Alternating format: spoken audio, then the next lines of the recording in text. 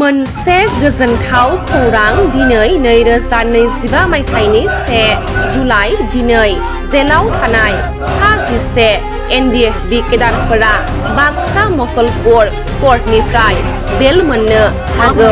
मिजिंथियो सा 11 NDFB केडारफोरा थाबैनो बेल मोननानै जेलनिफ्राय उदां जानो हायो।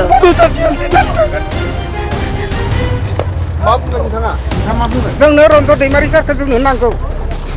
जों रन्जन नङाबा जोंबो थाया। रन्जना जोंनि थाखाय फैथारगोन एबार फैनानै जों रन्जनखौ माब्लाबा जोङो नेवसिनो हाया, जों गारनो हाया। जोंनो नांगौ रन्जन दैमारि।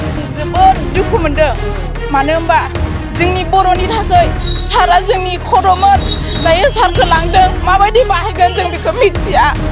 खिन्थु जेसां दिन सारा थादोंमोन बेसां दिनालागै जों रंजानाय आरो मोजां मोनदोंमोन। नाथाय दिनै लांनायनि थाखाय जों जोबोद दुखु मोनदों, हाजार दुखु मोनदों। गुबुनखौ जेरै सौख'दों सारखौबो बिदि सौख'नो हागौमोन ना, मानो बिदि खालामबाय थादों सारखौलाय?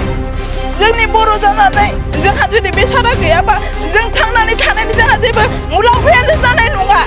बेनिखायनो जोंनो सारखौ जेरैबाबो माबायदि सुबिदायै हायो बेबायदि जोंनो सारखौ नांगौ आरो सारखौ सौख'थारनांगौ। बे जोंनि मोन्थाय। जों बर' जानानै मानि सिङाव मालाय गुबुननि सिङाव थानो? जोंनोबोथ' नांगौ ना मोन्थाय।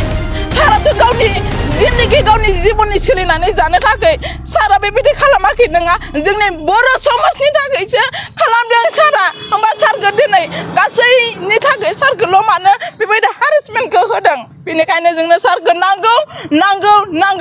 नोंथांमोना दा मिडियायाव जाबायदि देखायदों बा बुंदों बेल' नङा, सारखौ बख'नो हानायनि लामाखौ जोंनो नांथारगौ। आंनि बुंनो गोनाङा बेनो।